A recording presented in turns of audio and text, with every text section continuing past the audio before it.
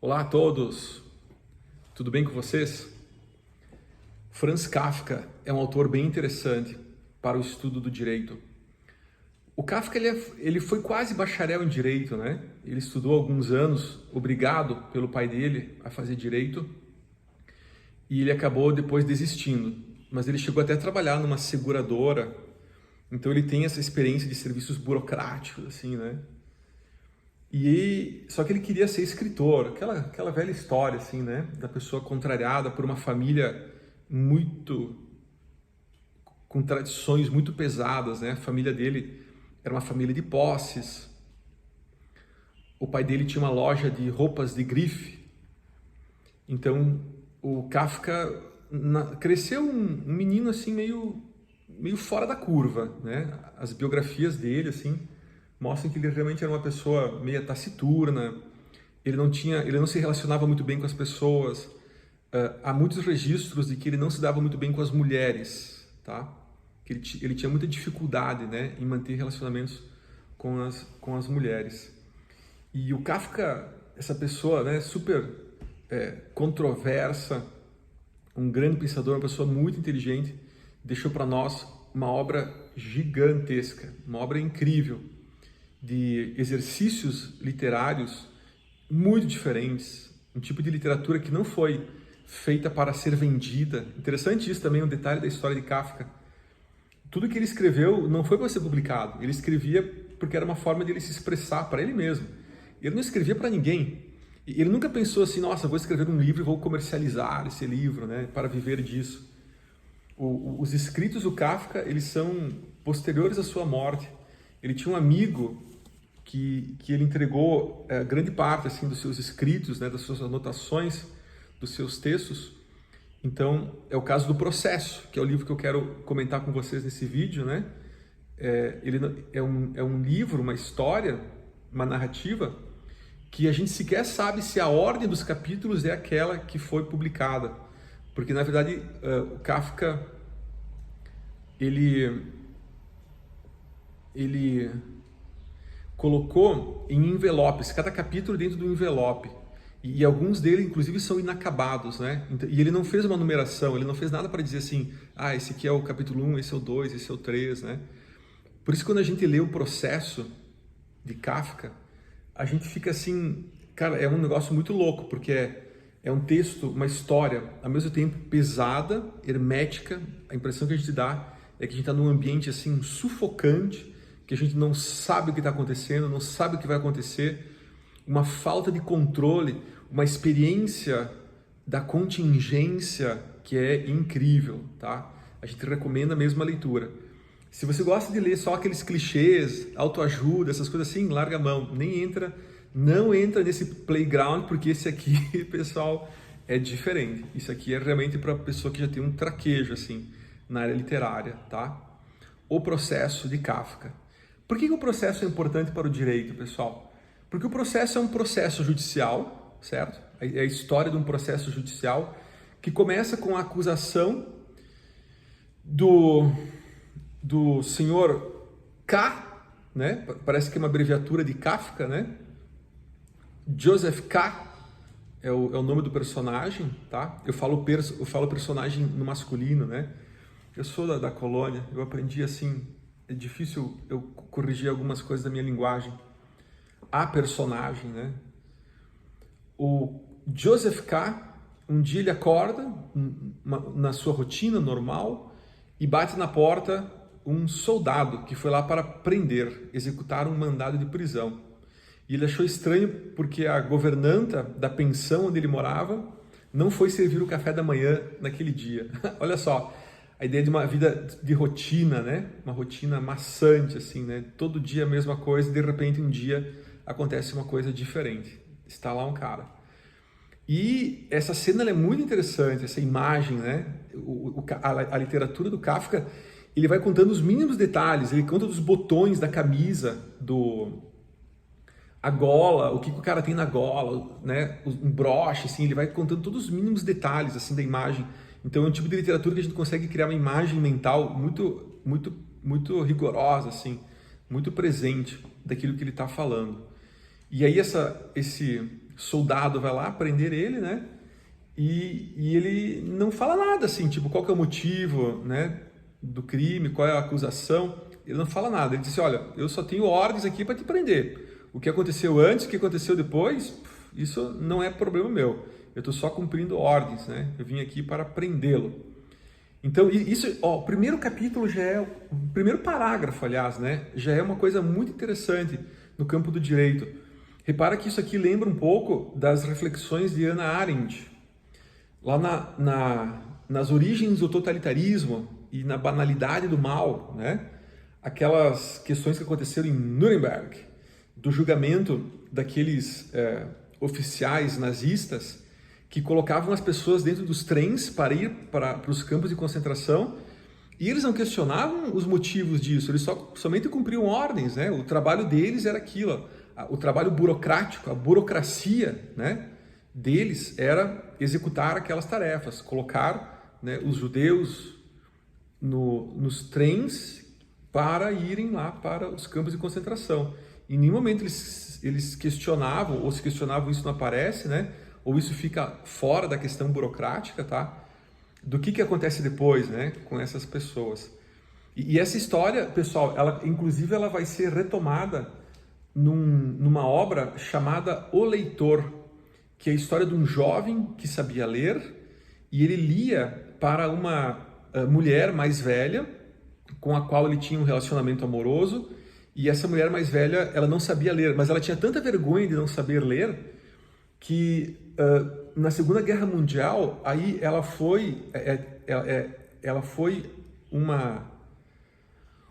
ela tinha a função de colocar as pessoas lá na câmara de gás, assim, sabe? Então ela sabia que as pessoas morriam, mas no julgamento dela, ela não disse que ela não sabia cumprir as ordens, porque ela não sabia ler e escrever, sabe?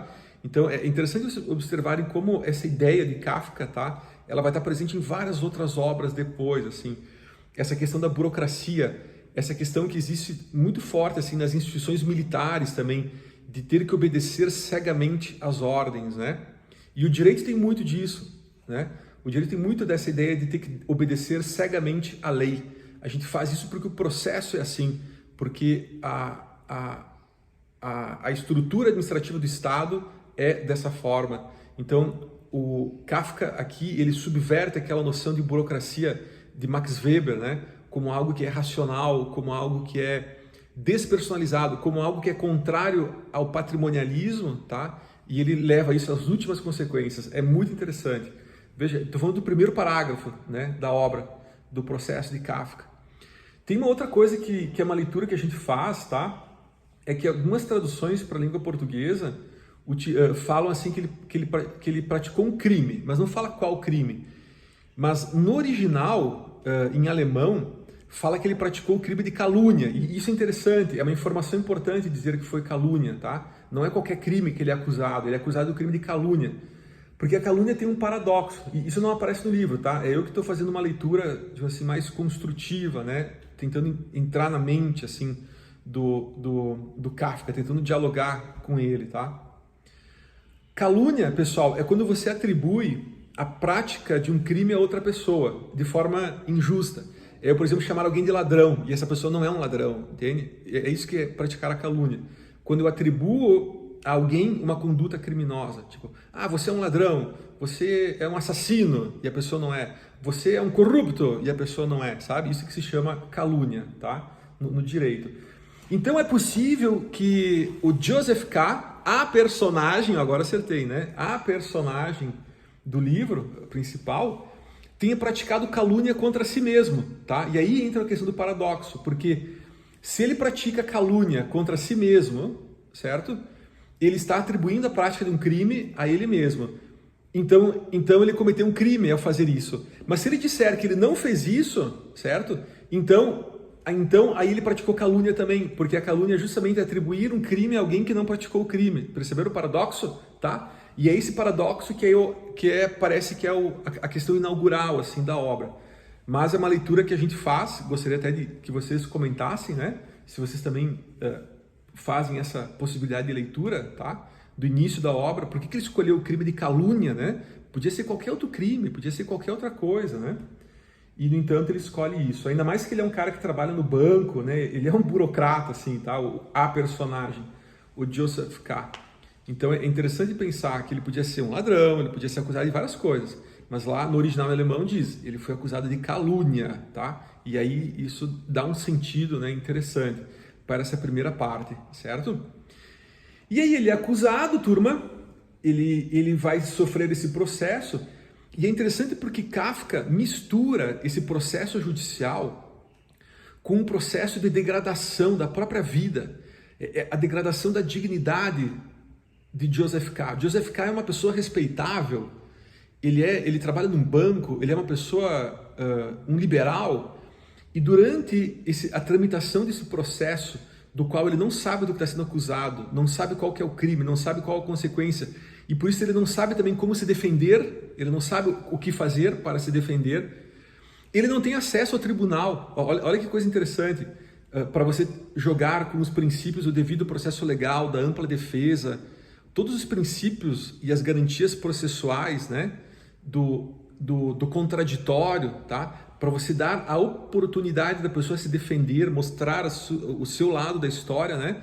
Ele não tem essa oportunidade, pessoal, porque no processo, né, de Kafka, esse processo, turma, ele acontece de uma forma sigilosa, de uma forma a não saber para onde que vai, de onde que veio, ele não tem chance de se defender e ele não tem acesso ao tribunal. Isso é uma coisa muito interessante, tá?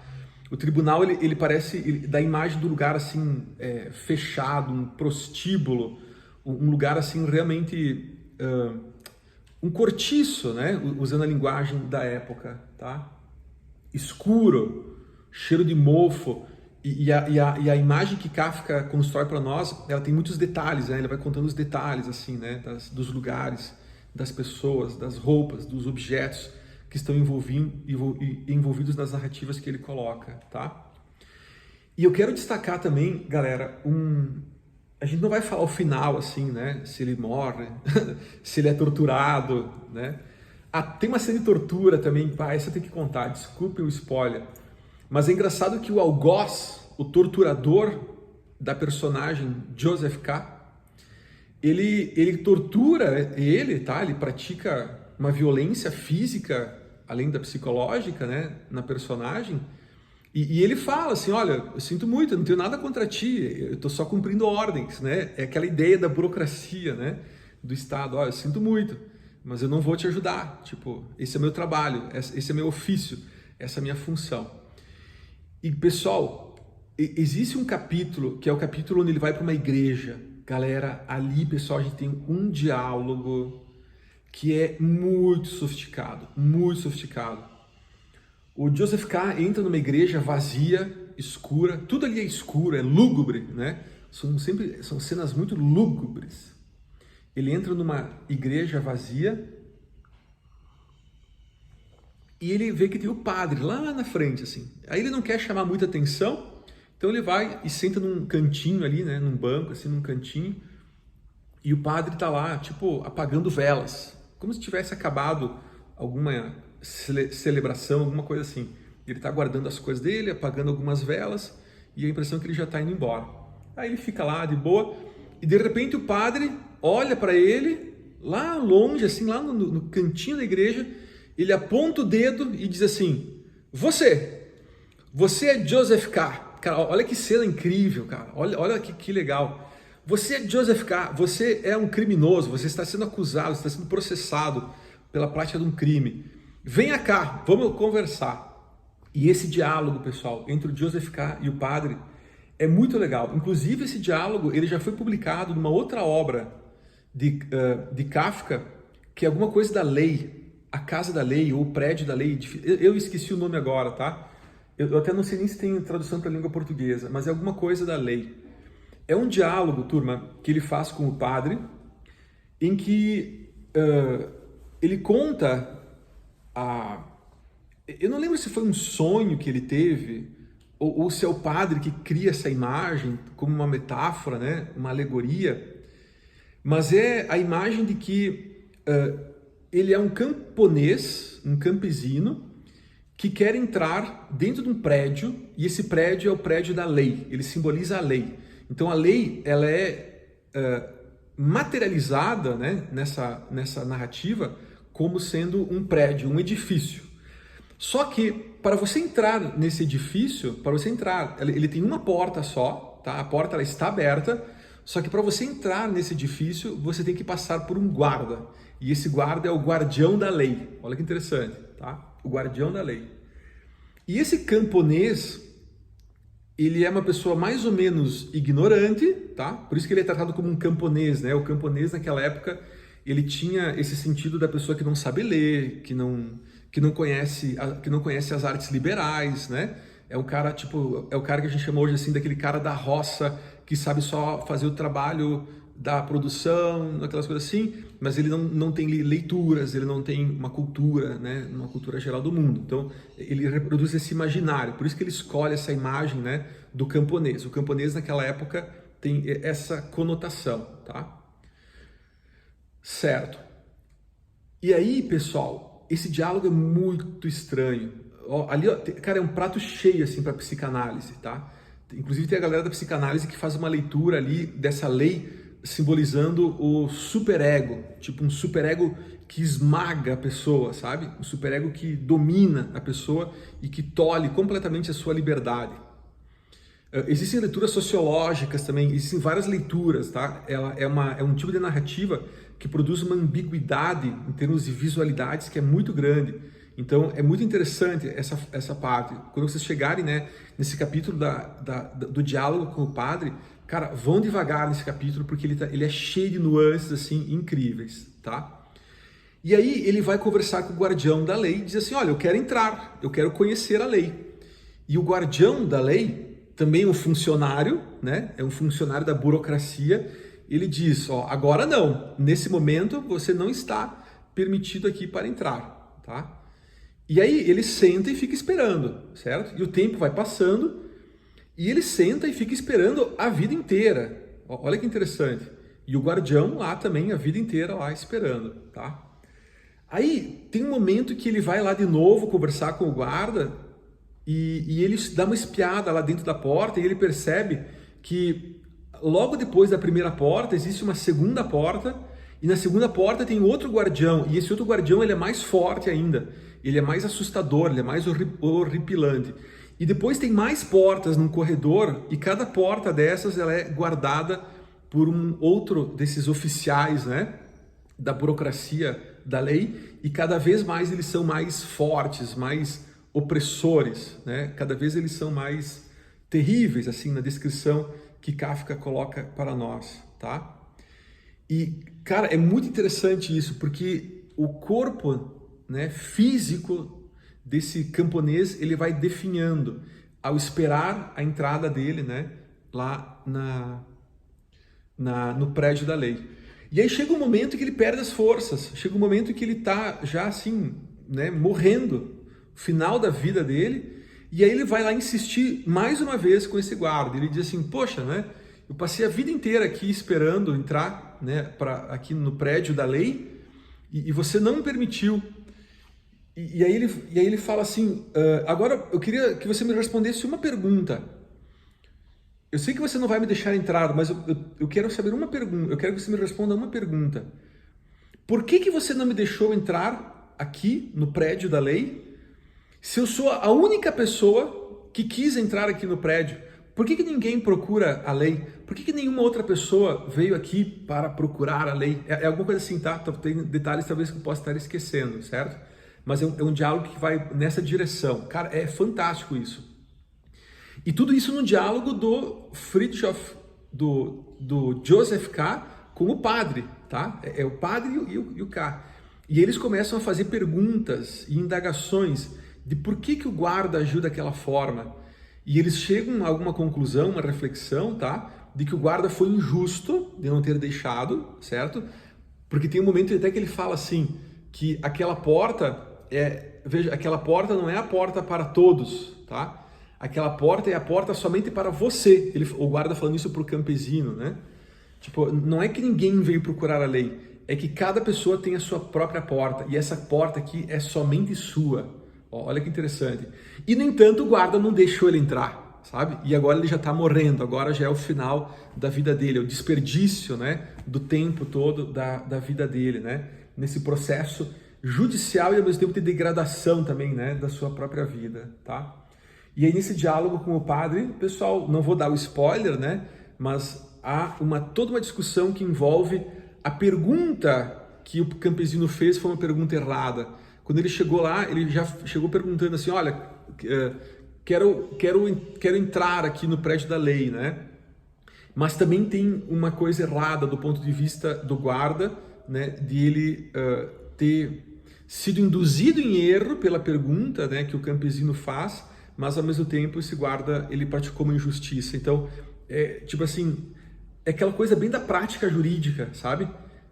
Que os advogados muitas vezes acionam, né, a jurisdição e acionam de uma forma que acaba complicando mais as coisas e aí tu tem uma resposta errada, entende? Então é uma coisa bem legal, assim, uma interpretação jurídica bem interessante que pode ser feita assim nesse aspecto, tá? Uma coisa bem ligada assim à prática forense, né? Quem trabalha na prática forense, galera, vai ler esse diálogo e vai perceber o jeito metafórico, alegórico, né, com o qual Fritjof Kafka coloca, né, essa imagem para nós, tá? Então, pessoal, O Processo, uma obra brilhante.